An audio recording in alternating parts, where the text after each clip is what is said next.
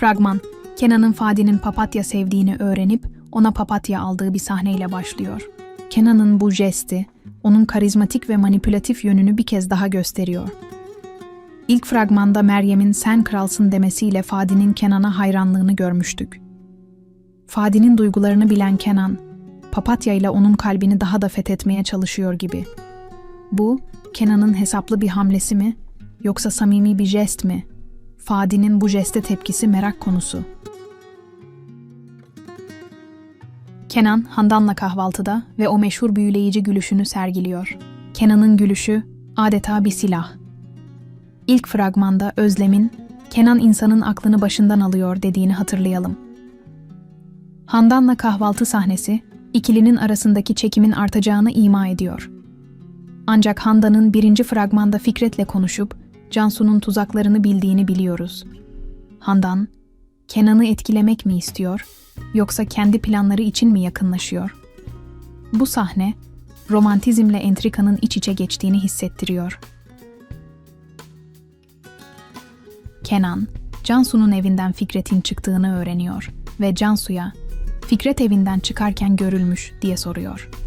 İlk fragmanda Cansu ve Fikret'in Kenan'a tuzak kurduğunu, Handan'ın fark ettiğini görmüştük.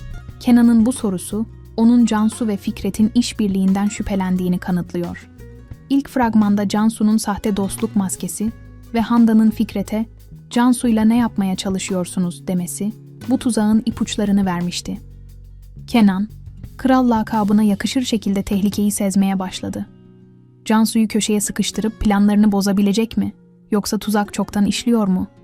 Gerilim artıyor. Kenan, Handan'a "Sen benim arkamı mı kolluyorsun?" diye soruyor. Handan, "Evet, arkanı kolluyorum" cevabını veriyor. İlk fragmanda Handan'ın Fikret'e Cansu'yla işbirliğini sorduğunu hatırlayalım. Handan, Kenan'a tuzak kurulduğunu biliyor gibiydi. Handan'ın bu cevabı, onun Kenan'a karşı hem duygusal hem de stratejik bir tavır sergilediğini düşündürüyor. Kenan'ı korumaya çalışırken, Cansu ve Fikret'in planlarını bozmak için bir oyun mu oynuyor? Handan'ın "arkanı kolluyorum" demesi, onun Kenan'ın yanında gibi göründüğünü ama belki de kendi ajandası olduğunu ima ediyor. Handan'ın bu bölümde kilit bir rol oynayacağı kesin. Özlem'e bir telefon geliyor ve Kenan'ın Handan'ın evinde olduğu söyleniyor. Bunun üzerine Özlem, Handan'ın evine gidiyor ve kapıyı çalarak "Açın kapıyı, içeride olduğunuzu biliyorum" diye bağırıyor. Özlem'in Kenan'ın yerini öğrenip öfkeyle Handan'ın evine gitmesi, onun takıntısının tehlikeli bir boyuta ulaştığını gösteriyor. İlk fragmanda bile bile Kenan'ın ceyranına kapıldım diyen Özlem artık kontrolünü kaybetmiş gibi.